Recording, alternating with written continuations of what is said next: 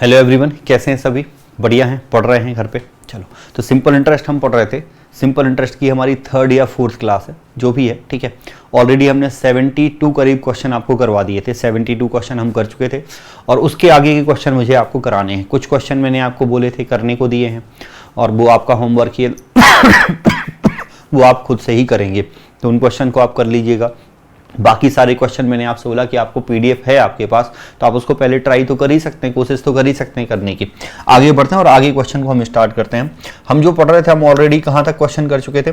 72 73 तक को मैं क्वेश्चन आपको करा चुका था। लास्ट मैंने ये क्वेश्चन आपको करवाया है, ठीक है। 72 वाला क्वेश्चन मैंने आपको कराया था। 32,400 हमारा यहाँ पे आंसर आ रहा था।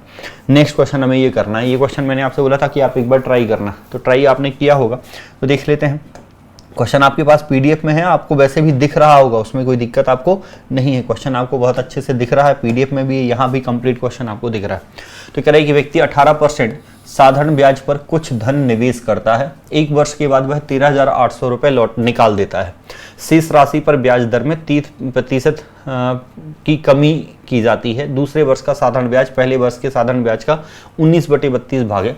प्रारंभिक निवेश ज्ञात कीजिए। A person invest some money at 18% simple interest.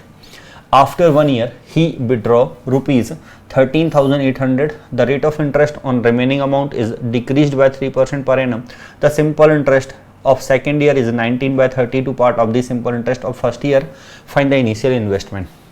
यहाँ पे यदि हम देखें तो हमें क्वेश्चन में कह रहा है कि जो सेकेंड ईयर का सिंपल इंटरेस्ट है, साधारण ब्याज है, वो पहले साल का साधारण ब्याज का 19/32 है, ठीक है। The simple interest of second part, मतलब दूसरे बार, पहले आपने पैसा कुछ लगाया और आपने क्या किया, 1 साल बाद आपने 13,800 रुपए निकाल दिए। मतलब जो भी प्रिंसिपल आपने लगाया होगा, पहले साल में आपका मान लो प्रिंसिपल P था, तो सेकेंड ईयर में जो प्रिंसिपल होगा P माइनस 13,800 होगा।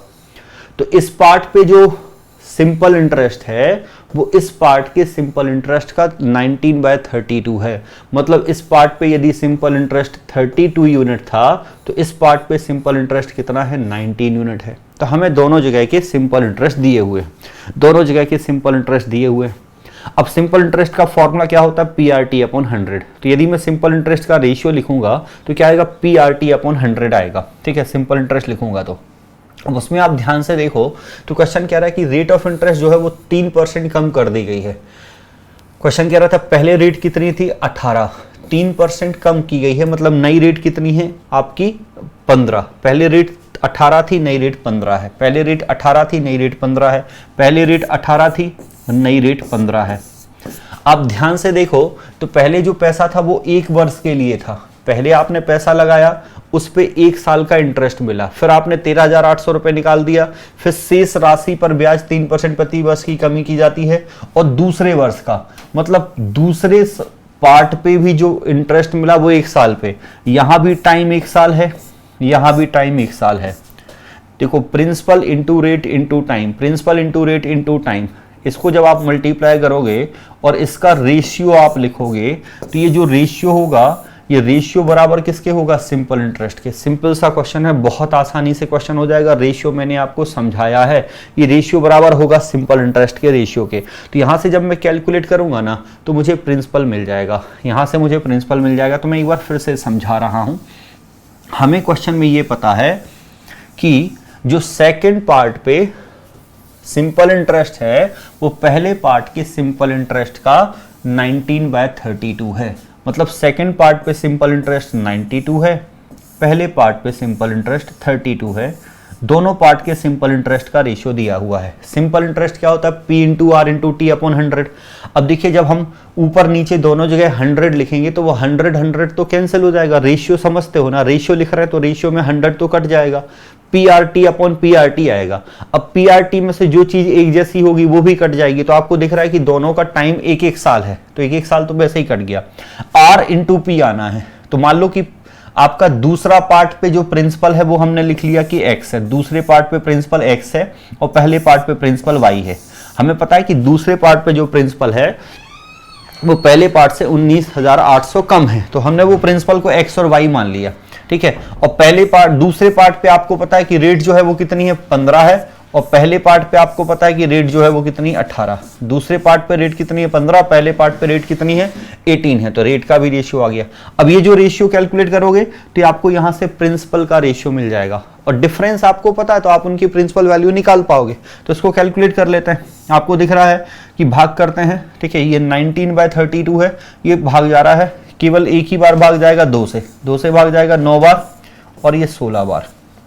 अब ये 9 और यहाँ पे देखोगे 3 से भाग जाएगा 5 बार, और ये 3 बार, तो ये 19 तिया 57, ठीक है, और ये कितना आएगा 16 पंचे 80। मतलब आपको दोनों प्रिंसिपल का रेशियो मिल गया। क्या मिल गया? प्रिंसिपल का रेशियो 80 और 57 आपके पास रेशियो आ गया। 19 तिया 57 और ये आप मल्टीप्लाई किया 16 पंचे 80। मतलब दूसरे पार्ट पे जो प्रिंसिपल है वो 57 यूनिट है, पहले पार्ट पे जो प्रिंसिपल है वो 80 यूनिट है। ये बात समझ आई है? पक्का एकदम बताओ, ध्यान से सोच के बताओ कि ये बात समझ पाए हैं। अब आपको दोनों सिंपल इंटरेस्ट का डिफरेंस पता है। आपको पता है कि हमने 13,800 रुपए कम कर दिए थे, मतलब जो दूसरा प्रिंसिपल है वो पहले वाले से 13,800 कम था। आपको प्रारंभिक निवेश बताना है, तो आपको इनका डिफरेंस दिया हुआ है। तो आप यदि इनका डिफरेंस देखोगे तो आपको दिख रहा है कि 23 यूनिट, जो 13,800 है ना, ये 23 यूनिट की वैल्यू है। किसकी वैल्यू है? 23 यूनिट की। और आपको 80 यूनिट की वैल्यू निकालनी है। आपको 80 यूनिट की वैल्यू निकालनी है तो 6 बार मल्टीप्लाई होगा, 6 8 48, तो 4800 आंसर आएगा। तो होपफुली समझ रहे हैं, एक लाइन का क्वेश्चन था, आपको केवल रेशियो में लिखना था। पहले वाले प्रिंसिपल को x लिख लिया, पहले वाले प्रिंसिपल की वैल्यू हमने y मानी है, दूसरे वाले प्रिंसिपल की x मानी है। पहले पे रेट 18% है, दूसरे पे 3% कम है, तो वो 15% हो जाएगी। और टाइम तो दोनों का सेम ही है, तो उसको लिखने की ज़रूरत नहीं है। और इंटरेस्ट ये था पहले वाले का 19/32 है, मतलब पहले वाले पे यदि 32 यूनिट है तो दूसरे वाले पे कितना होगा? 19 यूनिट होगा। होपफुली समझ रहे हैं, कोई परेशानी किसी को नहीं होगी। नेक्स्ट क्वेश्चन ले लेते हैं, ये रहा अगला क्वेश्चन। पढ़िएगा क्वेश्चन ध्यान से, ठीक है, अच्छे से पढ़ लें, एक बार ध्यान से क्वेश्चन को पढ़ लीजिएगा। मैं थोड़ा सा साइड में हो जाता हूँ। क्वेश्चन कह रहा है, a certain some of money is invested in 2 parts in such way that the simple interest from first part at rate of 16% per annum for 18 years is equal to the simple interest on second part at the rate of 22% per annum for 15 years. Find the sum of money if difference between both investment is rupees 40 to 100. एक निश्चित राशि को 2 भागों में इस प्रकार निवेश किया जाता है कि पहले भाग से 18 वर्षों के लिए 16% प्रति वर्ष की दर से साधारण ब्याज, दूसरे भाग पर 22% प्रति वर्ष की दर से 15 वर्षों के लिए साधारण ब्याज के बराबर है। ठीक है, तो आप मान लो कि भाई 2 भाग जो हैं वो हमारा, एक भाग क्या है x है और एक भाग क्या है हमारा y है। 2 पार्ट में हमने इन्वेस्ट करना है, एक पार्ट हमारा x है, एक पार्ट हमारा y है। पहले पे जो इंटरेस्ट है वो कितना है? 18 वर्षों के लिए, 18 ईयर के लिए, किस रेट से? 16% की रेट से। ठीक है, दूसरे पे जो इंटरेस्ट है वो कितना है? 22% से, 22% से, और कितनी रेट से? टाइम के लिए 15 टाइम के लिए। अभी परसेंटेज के साइन को आप दोनों तरफ कैंसिल कर सकते हो, ना लिखो तो। क्वेश्चन कह रहा है ये दोनों जो सिंपल इंटरेस्ट है, सिंपल इंटरेस्ट क्या है? बराबर। तो सिंपल इंटरेस्ट पीआरटी बराबर कर दो, तो यहाँ से आपको दोनों के रेशियो मिल जाएंगे। दोनों पार्ट्स का आपको क्या मिलेगा? रेशियो। और दोनों निवेशों के बीच का डिफरेंस आपको दिया हुआ है। क्वेश्चन में बोला कि दोनों के बीच का अंतर आपको दिया हुआ है, तो आप कैलकुलेट कर लोगे। सेम वैसे ही क्वेश्चन हो गया, ये तो ज़्यादा आसान है। डिवाइड कर लेते हैं। दिख रहा है कि 2 से भाग जाएगा, कितने बार जाएगा? 11 बार। 2 से भाग जा रहा होगा 8 बार। 3 से भाग जाएगा कितने बार? 5 बार। 5 15, और 3 से भाग जाएगा 6 बार। अब आप देखोगे कि 11 पंचे कितना हो जाएगा? 55, और 8 6 48। तो दोनों हिस्सों में जो अंतर दिख रहा है, अंतर कितना दिख रहा है? 7 यूनिट का। दोनों में डिफरेंस कितना है? 7 यूनिट। 7 यूनिट की वैल्यू है 4200, तो 1 यूनिट की वैल्यू 600, 7 यूनिट की वैल्यू 40 to 100, तो 1 यूनिट की वैल्यू कितनी आएगी? 600 आ जाएगी, 600 आ जाएगी। और आपसे जो पूछा है, आपसे पूछा क्या है? Find the sum of money, मतलब टोटल पूछा है। टोटल आपसे पूछ रहा है, तो टोटल यदि आप ऐड कर रहे होंगे तो कितना होगा? 103। 103 यूनिट की वैल्यू निकालनी। 1 यूनिट की वैल्यू कितनी आई है? 6, तो मल्टीप्लाई करोगे तो 618 हो जाएगा। अब देखो, ये कैलकुलेशन में आपसे कहता हूँ कि कैलकुलेशन स्किप करो। आप अपने पता है आपकी परेशानी का कारण आप खुद बने हुए हैं, आपके सिलेक्शन ना होने के कारण आप खुद बन रहे हैं। अब वो चीज़ें छोड़ने ही नहीं चाहते, आप लिखना चाहते हो, ये कैलकुलेशन छोड़ सकते थे। दिख रहा है कि 7 यूनिट का डिफरेंस है, 7 यूनिट की वैल्यू आपको 4200 दी है। अब ये मुझे गारंटी पता है कि भाई आपको 7 का टेबल याद है, और देखो यदि आपको सच में 7 का टेबल भी याद नहीं है तो अब क्या ही कहें यार, कुछ नहीं कह सकते, छोड़ो अब क्या ही कहेंगे, ठीक है। बाकी आपको याद है, ऐसा मैं मान के चलता हूं। तो आपको 7 का टेबल याद है तो आप मन में डिवाइड कर सकते थे कि 6 बार डिवाइड होगा तो 1 यूनिट की वैल्यू कितनी आ जाएगी, 600। 1 यूनिट की वैल्यू जो आ रही होगी, 1 यूनिट की वैल्यू 600 आएगी। और आपको एक्चुअल में निकालना क्या है, आपको निकालना टोटल सम। टोटल सम मतलब आपको इन दोनों को ऐड करना पड़ेगा।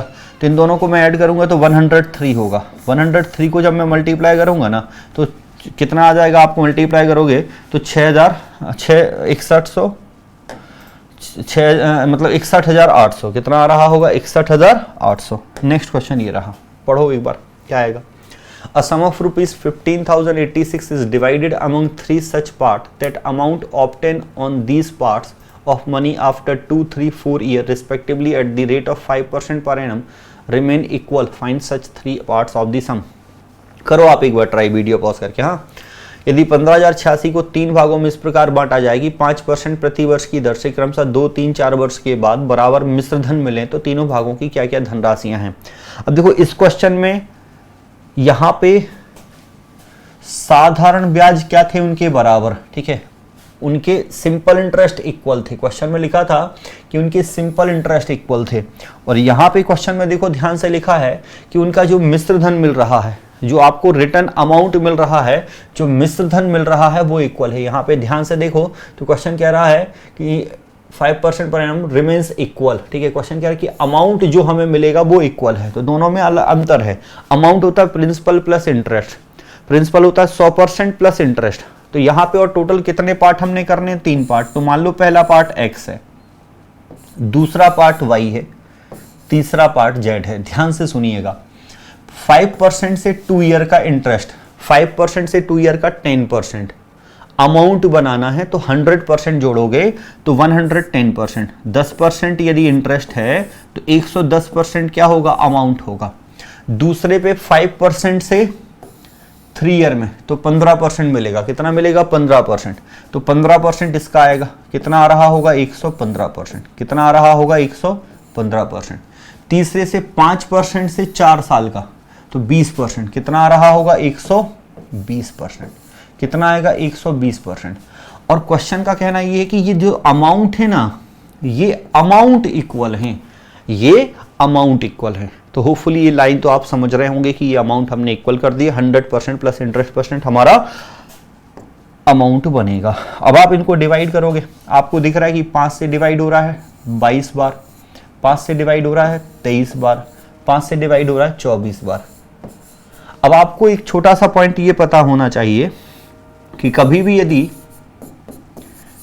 यदि कोई 2 से ज्यादा चीजें इक्वल हैं, कभी भी ऐसा आपको दिया है कि कोई 2 से ज्यादा चीजें इक्वल हैं, आपको उनका रेशियो लिखना है ना, तो आप सिंपल सा ऐसा करें कि उनका एलसीएम लेके एक वैल्यू एज्यूम कर लें। मैं क्या कह रहा हूं, कभी भी यदि आपको ऐसा दिख रहा है कि कोई 2 से ज्यादा चीजें इक्वल हैं, आपको उनका रेशियो लिखना है, तो आप उनकी जो न्यूमेरिकल वैल्यू है ना, उनके मल्टीप्लिकेशन में उनका एलसीएम उनके बराबर में मान लें।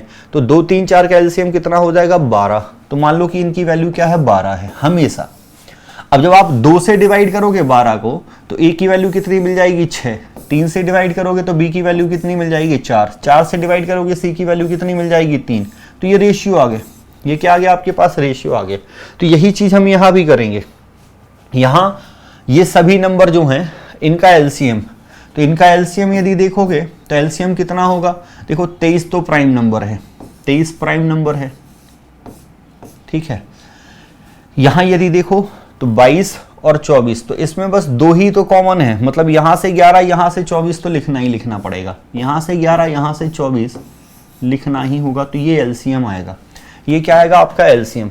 तो यहाँ से x की वैल्यू जो आ जाएगी, जब 22 से डिवाइड करोगे तो x की वैल्यू क्या आ जाएगी, 22 से डिवाइड करोगे तो 11 कट गया, 2 वहां से कट गया, मतलब x की वैल्यू कितनी आएगी, 23 और 12। 24 में से 2 निकालोगे तो 12 बचेगा। y की वैल्यू क्या आएगी जब आप 23 से डिवाइड करोगे तो 11 गुणित 24 क्या आएगी 11 गुणित 24। z की वैल्यू क्या आएगी जब 24 से डिवाइड करोगे तो 23 इंटू 11 क्या आएगी 23 इंटू 11। ये आपके पास रेशियो आ गया, ये आपके पास रेशियो आ गया। अब आपको इस रेशियो में पैसा डिवाइड करना है। तीनों भागों की क्या क्या धनराशियां हैं ऐसा हमसे पूछा है और हमें टोटल 1586 रुपए दिया हुआ है। देखो टोटल 1586 रुपए है, इसको आप मल्टीप्लाई करोगे, इसको इसके आगे जाके यदि मैं बात करूं एग्जाम की, आपके पास ऑप्शन होंगे, हमसे कोई एक हिस्सा पूछेगा, तीनों हिस्से नहीं पूछेगा, और मान लो तीनों हिस्से पूछ भी लिए तो और आसान हो जाएगा। हम इसके आगे कैलकुलेशन नहीं करेंगे, इसके आगे हम किससे चेक कर लेंगे, ऑप्शन के थ्रू चेक कर लेंगे। कैसे ऑप्शन के थ्रू करेंगे, मान लो आप बोलो कि सर ऑप्शन के थ्रू कैसे करोगे, तो सपोज हमें पहला हिस्सा पूछा होगा, तो पहला हिस्सा कंफर्म है कि 23 से डिवाइड होगा। 23 मैंने बोला कभी भी यदि प्राइम नंबर आ जाए ना, तो प्राइम नंबर जब भी दिए हो तो ऑप्शन चेक करना और आसान हो जाता है, क्योंकि प्राइम नंबर का डिविजिबिलिटी रूल लगा दो तो आपको दिख रहा है कि पहला नंबर 23 से डिवाइड होगा, ये 11 से डिवाइड होगा, ये दोनों से डिवाइड होगा। तो ऑप्शन के थ्रू आप चेक कर सकते हो। जैसे ये क्वेश्चन अभी आया है, ऐसा एक और क्वेश्चन अभी मिलेगा, यही सेम क्वेश्चन है, इसमें ऑप्शन नहीं आए हैं एक्चुअल में, यही सेम क्वेश्चन है, आगे चल के अभी हम देखेंगे, उसमें ऑप्शन आपको मिल जाएंगे। ये क्वेश्चन ऐसी ये मैंने लिया था एक्चुअल में, तो उसमें ऑप्शन थे, इसमें ऑप्शन आपके नहीं हैं, वो मतलब डबल प्रिंट हो गया है। तो अभी आगे चल के आप देखोगे ऑप्शन का यूज़ करके इसको बड़े आसानी से क्वेश्चन को बनाया जा सकता था। ठीक है, अभी मिलेगा तो मैं आपको उसको बता दूंगा। अभी चलो अभी हम जो पढ़ रहे हैं उसको पढ़ते हैं, अभी जब हमें मिलेगा तो मैं आपको उसको बता दूंगा इसको। ठीक है, बाकी अभी आपको कैलकुलेट करना है, तो अभी कैलकुलेट करने के लिए आप कैसे करोगे, आप इसको मल्टीप्लाई करो और इनको फिर ऐड करके टोटल 1586 के कंपेयर करो। तो आप यदि देखोगे तो 12 दूनी 24, 240, 12 तिया 36, तो कितना आएगा 276। यहाँ मल्टीप्लाई करोगे तो 264, यहाँ मल्टीप्लाई करोगे तो 253। अब आप इसको जोड़ोगे तो 200, 200, 600, तो यही हो गया। ये जो वैल्यू आएगी ना, इसको एडिशन करोगे इसका जस्ट डबल होगा, ध्यान से देखना। यदि इसको जोड़ेंगे तो 6, 4, 10, 3, 13, इसका जो भी ये जोड़ने पे आएगा इसका जस्ट डबल है 1586। जो भी ये जोड़ने पे आ रहा होगा इसका जस्ट डबल क्या होगा 1586 होगा। मतलब इन सबको 2 से मल्टीप्लाई कर देंगे तो हमारे पार्ट आ जाएंगे कि अलग अलग हिस्से क्या होंगे। क्लियर है, बाकी इस चीज़ को आप अच्छे से ध्यान रख लीजिएगा, इस चीज़ का भी हमें यूज़ होना है, इसको अच्छे से समझना है। चलो इस क्वेश्चन को पढ़ते हैं, पढ़िएगा। क्वेश्चन कह रहा है कि 1200 was divided into 2 parts and first was lent out at 8% per annum rate of simple interest for 5 years and the other part was lent out at 10% per annum rate of simple interest for 4 years if the interest on the first part is thrice that of second part। अभी equal दिए थे, यहाँ पे कह रहा है कि interest on the first part is thrice that of second part. ठीक है, 1200 को 2 भागों में बांटा गया, पहले भाग को 5 साल के लिए 8% की दर से, दूसरे भाग को 4 साल के लिए 10% की दर से, और कह रहा है कि अगर पहले भाग का ब्याज दूसरे भाग के ब्याज का 3 गुना हो, तो पहले भाग का प्रिंसिपल यदि x है, दूसरे भाग का प्रिंसिपल यदि y है। पहले भाग का प्रिंसिपल क्या है, x है, दूसरे का प्रिंसिपल y है। 5 साल के लिए 8% से, तो 8 पंचे 40, कितना आएगा 8 पंचे 40। अब ये परसेंट लिखने की जरूरत नहीं है, वो तो मैं यहाँ इसलिए लिख दे रहा हूँ कि आपको कन्फ्यूजन ना हो जाए कि सर वो परसेंटेज क्यों नहीं लिखा था, वो दोनों तरफ कट जाता है, तो 40% आएगा। दूसरे पे 4 साल के लिए, दूसरे भाग को 4 साल के लिए 10% से, तो ये भी कितना आएगा 40। और क्वेश्चन कह रहा है कि पहले पार्ट का जो इंटरेस्ट है, पहले भाग का ब्याज दूसरे भाग के ब्याज का 3 गुना है। मतलब इसको जब मैं 3 गुना करूंगा तो ये दोनों बराबर होंगे, तो दोनों तरफ 40 तो कट गया, दोनों तरफ 40 क्या हो जाएगा डिवाइड। यहाँ से मैं यदि x और y का रेशियो लिखूंगा तो x अपॉन y मेरे पास कितना आएगा 1/3, सॉरी x अपॉन y मेरे पास क्या आएगा 3/1, कितना आ रहा होगा 3/1। तो आपको रेशियो मिल गया। अब आपसे डिफरेंस पूछा है, टोटल कितना है 1200, तो डिफरेंस पूछा है तो आपको 4 यूनिट की वैल्यू दी है और 2 यूनिट की, तो आपके पास बिना पेन पेपर के 600 हो जाना चाहिए, इसके आगे कुछ लिखने की जरूरत नहीं है। देखो डिफरेंस दिख रहा है कितना है 2 यूनिट, वो 2 यूनिट निकालना है। इन दोनों का टोटल कितना होता है 4 यूनिट। आपको दिख रहा है कि 4 यूनिट की वैल्यू 1200 है, 2 यूनिट की वैल्यू तो जस्ट हाफ ही होगी ना। तो ये स्टेप मैं बार बार कह रहा हूँ कि ये लिखना नहीं है, ये लिखना छोड़ दो, पेपर निकालना है तो ये छोटे कैलकुलेशन आप मन में करो। नेक्स्ट क्वेश्चन ये रहा, पढ़ो क्वेश्चन। कह रहा है 19,400 is divided into two parts. First part is lent out at 8% per annum for 5 years and the other part is lent out at 4% per annum for 9 years. If the ratio of simple interest received on two parts is 3:7. Find the amount of second part. देखो यहाँ ratio दे दिया आपको, कह रहा है 19,400 को दो भागों में बांटा गया. पहले भाग को 5 साल के लिए 8% वार्षिक दर से, तो पहला भाग मान लो कि x है, दूसरा भाग मान लो कि क्या है, y है. 5 साल के लिए 8% की दर से, तो 4 5 जा 40% रेट मिलेगा. दूसरे भाग को 9 साल के लिए 4% की दर से, तो 9 चौके 36 इंटरेस्ट मिलेगा. कितना इंटरेस्ट मिलेगा, 36. दोनों से प्राप्त साधारण ब्याज का अनुपात कितना है, 3/7. कितना है, 3/7. अब बताओ इसमें क्या ही परेशानी है. समझ पाए हैं? आपको फिर से वही करना है. 5 × 8 किया है, यहाँ 9 × 4 किया है. समझ आया? 4 से भाग जा रहा होगा, ये 4 से 10 बार जाएगा, ये 4 से 9 बार जाएगा. 9 तिया 27, 10 और 7 70. ये रेशियो आ गया दोनों ही पार्ट के प्रिंसिपल का रेशियो आ गया कि कितना हुआ, 2770 हुआ. कह रहा है दूसरे भाग की राशि क्या है, दूसरे भाग की राशि आपसे पूछ रहा है. ठीक है, दूसरे भाग की राशि टोटल कितना है, 19,400. 7 और 2 9, 97 की वैल्यू है. देखो ध्यान से, डेटा कितना आसान देता है. 97 का डबल करते हो तो 19,400 आता है, तो 97 का डबल करोगे तो 70 का डबल कर लो, वो आंसर हो गया. बात समझ रहे हैं? जो 19,400 है वो 19,400 इन दोनों का टोटल है. तो मैं यदि इन दोनों को जोड़ूंगा तो इन दोनों को जोड़ने पर कितने आ रहा है, 97 यूनिट आ रहा है. और मुझसे पूछा जो भी पार्ट है फिर मैं निकाल दूंगा. कोई भी पार्ट पूछेगा तो ये कितने बार जा रहा है, 2 बार. इसको मल्टीप्लाई कर लोगे. अब जीरो लगाने हैं वो लगा लो. ठीक है, जीरो लगाने हैं वो आप लगा सकते हैं. होपफुली समझ पाए हैं. एक और क्वेश्चन देख लेते हैं. चलिए पढ़े. A sum of ₹2400 is divided in 3 parts in such a way that first part at 10% for 5 years, second part at 4% for 5 years and third part at 5% for 20 years if the amount received from all 3 parts are equal. यहाँ फिर आपको क्या बोला गया है कि उनसे प्राप्त धनराशि बराबर है, मतलब मिश्र धन बराबर है, और आपने 3 हिस्सों में ही बांटना है. तो 3 हिस्से मान लो कि x है, एक हिस्सा y है और एक हिस्सा z है. ठीक है, ये हिस्से हैं. कह रहा है कि पहले भाग को 10% से 5 साल के लिए, मतलब यहाँ से कितना मिलेगा, 50%. तो 50% तो 150 लिखेंगे, अमाउंट लिखना है. हाँ, 10% से 5 साल में इंटरेस्ट 50 बनेगा, लेकिन मिश्र धन बराबर है ना, अमाउंट बराबर है, तो 150 लिखोगे. ठीक है, क्या लिखोगे, 150%. कह रहा है दूसरे को 4% की दर से 5 साल के लिए, 4 पंचे 20, तो इस पे क्या लिखोगे, 120 लिखोगे. तीसरे भाग को 5% की दर से 20 साल के लिए, तो तीसरे पे जो लिखोगे वो क्या लिखोगे, 5% से 20 साल की, तो 100 और 100 तो 200 लिखोगे. इंटरेस्ट 100% बनेगा, 200 लिखोगे. अब ये बराबर करोगे, इनको आप देखोगे तो ये इनमें जो भी कैंसिल हो जा रहा है तो वो तो आप कर ही सकते हैं. तो ये आपका दिख रहा है, यहाँ यदि डिवाइड करते हैं तो 0 तो सभी में कट गया. उसके बाद आप देख रहे हैं कि किससे डिवाइड हो रहा है, केवल फिर 0 कटने के बाद डिवाइड नहीं हो रहा. तो ये कितना आएगा, 15. ये 150 है, 0 बस कट रहा है. अब अभी मैंने आपको समझाया था कि कभी भी यदि 2 से ज़्यादा चीज़ें वैल्यू बराबर हैं, उनका रेशियो लिखना है तो सामने उनका एलसीएम ले लो. तो 15, 12 और 20 का एलसीएम 60 होगा. तो मान लो इनका एलसीएम कितना है, 60 है. एलसीएम कितना है, 60 है. ठीक है, तो जब आप 15 से डिवाइड करोगे तो एक्स की वैल्यू क्या आएगी, 4. जब आप 12 से डिवाइड करोगे तो कितनी आएगी, 5. जब आप 20 से डिवाइड करोगे तो कितनी आएगी, 3. तो ये आपको उनके रेशियो मिल गए.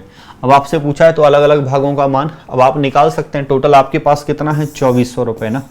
टोटल कितना है, 24,000. तो एग्जाम में इसके आगे कुछ लिखने का नहीं होगा. इसके आगे के कैलकुलेशन को आप मन में करोगे, क्योंकि आप इतना सोच सकते हैं कि 5 3 8 4 12. 12 से कितने बार डिवाइड हो रहा है, 2 बार. 2 को 4 से मल्टीप्लाई करोगे, 2 को 5 से, 2 को 3 से, जो भी हिस्सा निकालना है वो निकल आएगा. ठीक है, 12 हो रहा है ना, तो 12 से डिवाइड करोगे तो 12 यूनिट की वैल्यू 24,000 है, तो 1 यूनिट की वैल्यू 2,000 आएगी. 2,000 को 4 से मल्टीप्लाई करो, 2,000 को 5 से करो, 2,000 को 3 से करो, वो आपके आंसर आ जाएंगे. जो भी पार्ट आपसे पूछा है वो आप निकाल पाओगे. होपफुली कोई परेशानी नहीं है, समझ पाए हैं. देखो एक ही जैसे मैं बहुत सारे क्वेश्चन इसीलिए तो ले लेता हूँ कि आप समझ जाओ, आपकी प्रैक्टिस हो जाए, स्पीड भी बढ़ जाए. ये भी क्वेश्चन वैसे ही है. क्वेश्चन दिख रहा है ना, कट तो नहीं रहा आजू बाजू से. यदि कट भी रहा होगा तो आपके पास पीडीएफ तो है, आप उसमें देख भी सकते हैं। पढ़ लो एक बार, क्वेश्चन पढ़ लेते हैं। कह रहा 18,210 rupees invested in 3 scheme ABC for 5 year, 8 year, 4 year respectively. If these 3 scheme give a simple interest 12 and 12.5% respectively, after completion of each scheme a person get amount in the ratio this. यहाँ पे आपको तीनों के ratio दे दिए हैं। यहाँ पे क्या दे दिए हैं? आपको रेशियो दे दिए हैं और कुछ अलग नहीं है, यहाँ पे रेशियो दिए हैं, ध्यान रखिएगा। From these scheme then find the sum of money invested in scheme. तो आपको पता है कि 3 स्कीम है, A, B, C, 3 स्कीम है। पहले में 5 ईयर के लिए 12% से, 5 ईयर के लिए 12% से, तो कितना आएगा? 60 आएगा। कितना आ रहा होगा? 60। दूसरे में 10% के लिए तो कितना आएगा? 80। कितना आएगा? 80। तीसरे में 12.5% से 4 साल के लिए, ठीक है, 4 साल के लिए 12.5% से, तो 25 का डबल 50 आ रहा होगा। कितना आएगा? 50। ठीक है, ये तीनों का आ गया। आपको तीनों का रेशियो दिया हुआ है, तो जब मैं यदि इन तीनों का रेशियो लिखूंगा तो इन तीनों का रेशियो मुझे दिख रहा है कि इन तीनों का रेशियो कितना आएगा? 6A, 8B, 5C, और इसका वैल्यू आपको दी हुई है 3:7:4 है। क्या है? 3:7:4 है। तो यहाँ से यदि मैं देखूं तो मुझे यहाँ से A की वैल्यू जो मिल जाएगी ना, A की वैल्यू क्या मिल जाएगी मुझे? 3/6। A की वैल्यू क्या मिल जाएगी? 3/6। अब देखो, आप डायरेक्टली ये कर सकते हो, इसमें कंफ्यूज होने की ज़रूरत नहीं है। मैं आपको एक बार समझा दूं। मान लो आपको ABC का रेशियो दिया है कि 2, 3, 4 है। आप डायरेक्टली A की वैल्यू 2 लेते हैं, B की वैल्यू 3 लेते हैं, C की वैल्यू 4 लेते हैं। ये डायरेक्टली लेते हैं कि नहीं लेते? यदि ऐसा रेशियो दिया जाए तो ऐसा हम ले लेते हैं। तो वही यहाँ पे भी हम कर रहे हैं। मेरी बात को समझना। 6A है, 6A की वैल्यू 3 है, तो मैं आप बस समझना इस कैलकुलेशन को। हाँ, 6A इक्वल यदि 3 लिखूंगा तो A की वैल्यू 3/6 आ जाएगी, तो हम डायरेक्टली ही तो लिख सकते हैं। वैसे ही 8B इक्वल मैं 7 लिखूंगा तो B की वैल्यू क्या आ जाएगी? 7/8 आ जाएगी, 7/8 आ जाएगी। 5C इक्वल यदि 4 लिखूंगा तो C की वैल्यू क्या आ जाएगी? 4/5 आ जाएगी। ये C की वैल्यू आ गई, तो मेरे पास यहाँ से डायरेक्टली ही ये वैल्यू आ जाएंगी। ठीक है, ये वैल्यू मेरे पास डायरेक्टली आ गई। अब मुझे इनके रेशियो लिखने हैं। रेशियो कभी भी फ्रैक्शन में नहीं मिलेगा, और फ्रैक्शन में कैलकुलेशन में टाइम भी लग रहा होता है। तो इनका एलसीएम ले लो, तो 8 और 6 का एलसीएम तो क्या हो गया? 24। कितना हो जाएगा? 8 और 6 का एलसीएम यदि लोगे तो 24 आएगा, और 5 का तो 24 × 5 मतलब 120। 6 से डिवाइड करते हैं 2 बार, 3 और 2 को मल्टीप्लाई करोगे 6, 60 आएगा। 8 से डिवाइड करते हैं 15 बार, 15 और 7 को मल्टीप्लाई करेंगे तो 105 आएगा। 5 से डिवाइड करोगे तो कितने बार हो रहा होगा? 24 बार। 5 से डिवाइड करोगे तो कितने बार हो रहा होगा? 24 बार। ठीक है, और 24 को मल्टीप्लाई करोगे 4 से तो कितना आएगा? 96 आ रहा होगा। तो ये आपके पास रेशियो आ गया। अब आपसे पूछा है तो योजना सी में आपको ये बताना है, फ्रॉम दीज स्कीम सी में, योजना सी में, स्कीम सी में जो इन्वेस्टमेंट है वो आपको बताना है। योजना सी में जो निवेश राशि है वो आपको बतानी है। तो योजना सी में कितना है? 96 है। अब देखो यहाँ हमारे पास ऑप्शन है, मैंने बोला ऑप्शन होंगे। मैं देखो दोनों चीज़ें आपसे बार बार बोलता हूँ, कैलकुलेशन हमें आना चाहिए। ऐसा नहीं कि कैलकुलेशन सीखना नहीं है, कैलकुलेशन करना आना चाहिए, लेकिन जरूरी नहीं कि हम हमेशा करें। जरूरत पड़ेगी तो करना आना चाहिए, ऐसा नहीं कि जरूरत पड़ेगी वो करते नहीं बन रहा। लेकिन ऑप्शन है तो यूज़ करो। जैसे आपको दिख रहा है कि आपको क्या पूछा? सी कितना? 96। 96 आपको यदि थोड़ा सा मन में चलता है तो 96 होता है 43 × 2, 23 दूनी 46।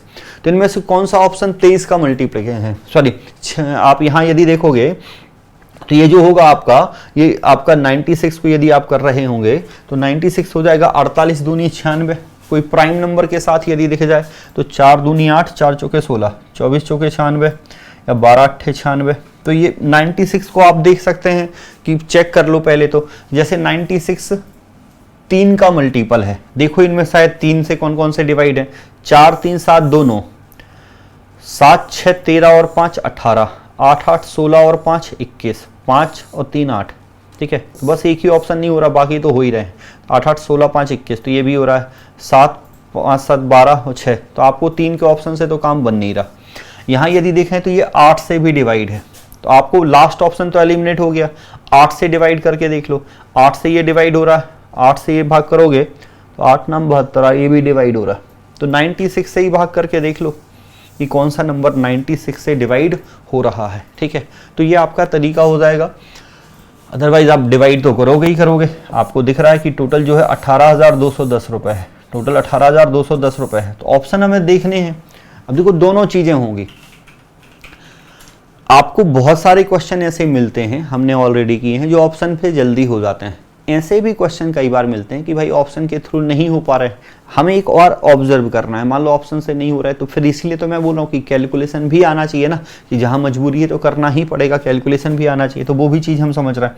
इसको यदि हम जोड़ लेते हैं तो इसको जोड़ेंगे तो 201 और 60, तो 261 हो जाएगा। कितना होगा? 261 हो रहा होगा, 261 हो रहा है। इसको जब डिवाइड करोगे और आपको निकालना किसकी वैल्यू है? 96 की वैल्यू निकालनी, तो 96 से आप मल्टीप्लाई करोगे। कैलकुलेशन चेक कर लेना सभी, रेशियो 374 ही थे। पहला 5 ईयर के लिए 12% से तो 60% आएगा, दूसरा 8 ईयर के लिए 10% से तो 80% आएगा, तीसरा 4 साल के लिए 12.5% से, 12.5 का डबल 25 का डबल कर रहे होंगे तो 50 आएगा। यहाँ से 6, 8 और 5 बन गया।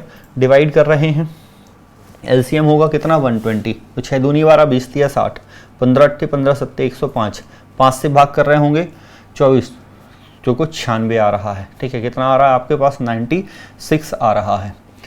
तो ये वैल्यू आपकी हो गई।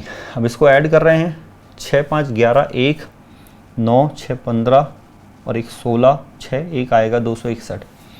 अभी आपका वैल्यू आ रही है, इसको देखो ध्यान से यदि, तो ये एक्चुअल में डिवाइड हो नहीं रहा। क्वेश्चन में आपसे पूछा था तो योजना सी में निवेश की गई राशि आपको बतानी है।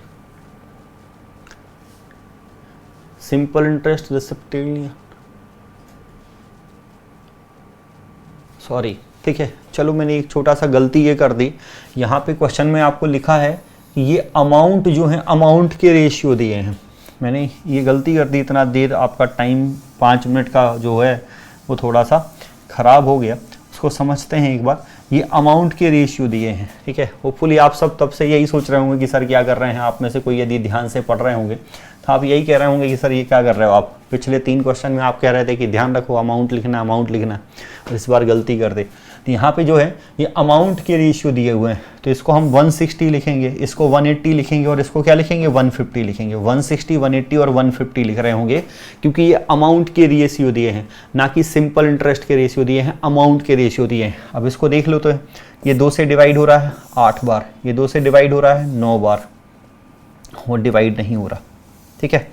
तो अब यहाँ से फिर ए की वैल्यू जो हमें मिलेगी वो क्या मिल जाएगी? 3/16। बाकी देखो सेम होना है, प्रोसेस वही है, 3/16। बी की वैल्यू जो मिलेगी वो मिलेगी हमें 7/18, 7/18। और सी की वैल्यू जो मिलेगी वो मिलेगी हमें 4/15। सी की वैल्यू ये मिलेगी, ठीक है, सी की वैल्यू हमें ये मिल रही होगी। तो यहाँ से ये आपका रेशियो होगा, ये कैलकुलेशन होगा। अब इनका एलसीएम ले लेना, ठीक है। इनका आप एलसीएम लोगे तो जैसे आपको दिख रहा है कि 15 और 18 का तो 90 आ जाएगा, 15 छक्का 90, 18 पंचे 90। कोई दिक्कत है? इनका एलसीएम आ जाएगा 90, लेकिन 16 से डिवाइड नहीं है। क्यों? क्योंकि 16 में 2 जो है वो कितने बार है? 4 बार है। 90 में तो एक ही बार है, मतलब 8 की कमी है, तो 720 होगा। एलसीएम जो आएगा वो कितना आएगा? 720। अब एलसीएम एचसीएफ अभी आपने नहीं पढ़ा है, तो एलसीएम एचसीएफ समझोगे आप तो वहाँ चीज़ें आपको और आसान हो जाएंगी। एलसीएम एचसीएफ जब आप पढ़ेंगे तो ये आ जाएगा। इसको कैलकुलेट अब आप कर लेना एक बार, ठीक है, कैलकुलेट कर लोगे? कर दें, चलो कर ही देते हैं। 16 से भाग कर रहे होंगे, कर लेना बाकी, क्योंकि अब वही है, इतनी देर हमने उस क्वेश्चन में लगा दिया। तो एक बार करके आप कमेंट करके मुझे आंसर बताना, कोई डाउट होगा तो फिर आप पूछिएगा। नेक्स्ट क्वेश्चन देखते हैं। कह रहा है, a father decided to divide 12,000 between his 2 sons in such way that they both receive same amount after the age of 18 year. Current age of his son is 12 and 14 year. If the rate of interest is 5%, find the share of received by his son. एक पिता ने अपने 2 पुत्रों को 12,000 रुपये, 1,20,000 रुपये इस प्रकार दिए कि 18 साल का होने पर दोनों पुत्रों को समान धनराशि मिले। मतलब यहाँ पे उनके मिश्र धन जो होंगे वो बराबर होंगे। एक पुत्र 12 साल का तथा दूसरा 14 साल का है। ब्याज की दर 5% है। दोनों पुत्रों को कितना धन मिलेगा? तो मान लो कि आपने एक पुत्र को x दिया, और एक पुत्र को आपने क्या दिया y, एक सन को x दे रहे हैं, एक सन को y दे रहे हैं, लॉजिक वही है, ठीक है। एक सन जो है वो 12 साल का है और दोनों को 18 साल की एज में, मतलब इसको 12 ईयर से 18 ईयर, मतलब इसको 6 ईयर तक इंटरेस्ट मिलेगा, इसको 6 ईयर तक इंटरेस्ट मिलेगा 5% रेट से, तो इंटरेस्ट आएगा 130। इंटरेस्ट कितना आएगा 6 ईयर तक 5% से 130, और अमाउंट इक्वल करने हैं तो 130 करोगे। इंटरेस्ट कितना आएगा 12 साल से 18 साल, 6 साल में 5% रेट से इंटरेस्ट आएगा 30%, लेकिन अमाउंट इक्वल है ना, तो 130 करना होगा, क्योंकि यहाँ पे अमाउंट इक्वल है तो हमने 130 कर दिया। दूसरा जो है वो कितने साल का है, 14 साल का है।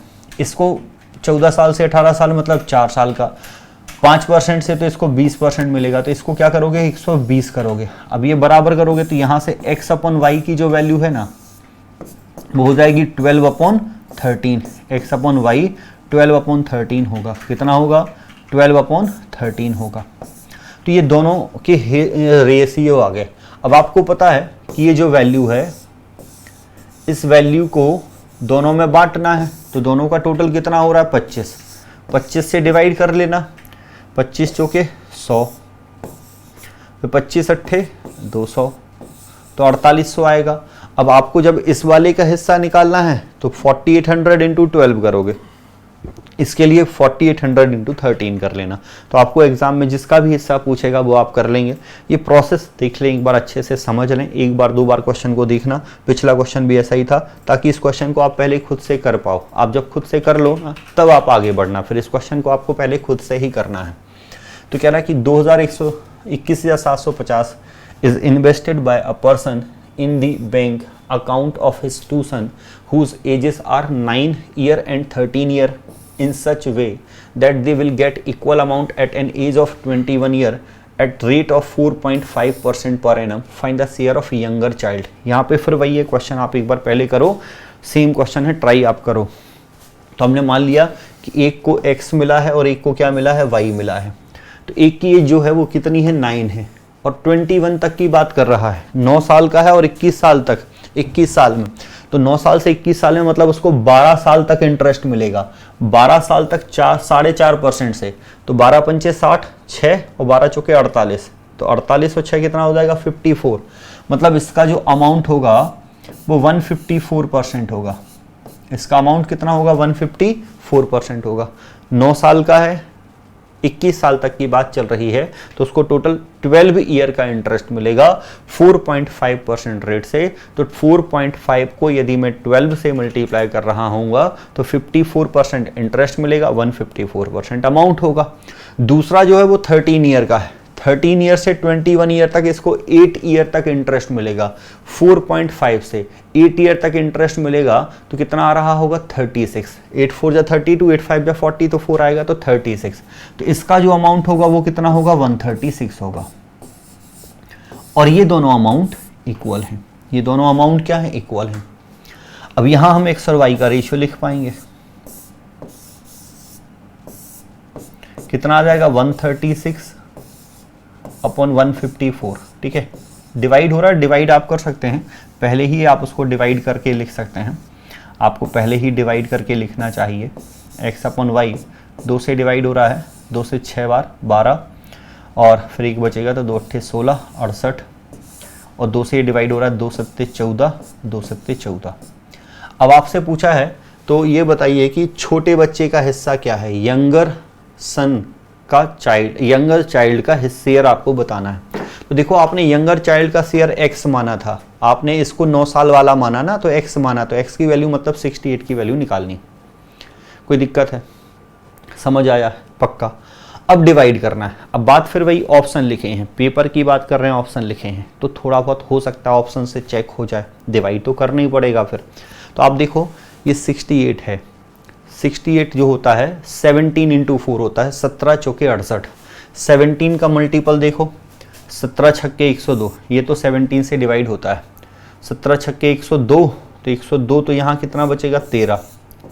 17 सत्ते 119, और 19 के बाद फिर ये डिवाइड नहीं होगा, तो ये ऑप्शन डिवाइड नहीं हो रहा। 17 से ये डिवाइड नहीं होता है। 17 से यदि इसको डिवाइड करोगे तो ये डिवाइड यदि हो भी गया तो हमें दिख रहा है कि लास्ट में 0 आएगा, लास्ट में जो आ रहा है वो 0 आएगा, तो ये ऑप्शन भी नहीं है। तो एक ही ऑप्शन है 17 से डिवाइड हो रहा है क्योंकि, तो एक ही ऑप्शन है, तो आप ऑप्शन से चेक कर सकते थे। बाकी आपको करना है तो आप क्या करोगे, 21750 मल्टीप्लाई करोगे 68 से और डिवाइड करोगे दोनों के टोटल से, तो 8 7 15, 5 7 6 13 और 1 14, तो 145 आएगा। अब आप देखो इसके बाद भी आपको नहीं जरूरत है कि आप इसको कैलकुलेट करो, ठीक है, आप ऑप्शन से ही स्टार्टिंग में कर लोगे। ये तो मैं इसलिए बता रहा हूँ कि आपको करना है। तो 145 से एक बार डिवाइड होगा ना, तो 55 बचेगा, 55 और 17 तो 62 और 10 72, तो ये हो जाएगा 725 और 14 पंचे 70, तो ये 5 बार डिवाइड हो रहा है। अब देखो मल्टीप्लाई करो, 5 बार मल्टीप्लाई करो, 15 छक्का 90, 15 अट्ठे 120, तो यही आ रहा होगा। क्लियर है? तो देखो मल्टीप्लाई भी कर सकते हैं, ऐसा नहीं कि कैलकुलेशन नहीं हो रहा, लेकिन ऑप्शन से शुरुआत में सोचा जा सकता था। Next question. अब आप ये जो मैंने बोला ना, पहले भी मैं बोल चुका हूँ कि यदि आप कोई स्टूडेंट ये बहाना बनाता है कि सर कैसे मन में आएगा, देखिए ये स्टूडेंट जो बहाना बनाते हैं कि ये सर मन में कैसे आएगा, आप बताओ मन में कैसे आएगा, तो मन में वो बहाना बनाना है। जब आप प्रैक्टिस ही नहीं करोगे घर पे तो एग्जाम में मन में कैसे आएगा। आप यदि ये सोचो कि सर ये मन दिमाग नहीं चलता हमारा इतना, तो भाई आपने चलाया नहीं है तो नहीं चलता। तो आप जब चलाओगे, कोशिश करोगे तो चलेगा ना। तो आप पहले ही से सोच ले रहे, एक्सक्यूज बना ले रहे कि हमें ऐसा होना ही नहीं है, तो कहाँ से होगा। A person divide a sum of rupees 17,200 into 3 parts and invested at 5%, 6% and 9% per annum simple interest. At the end of 2 years he got the same interest on each part of money.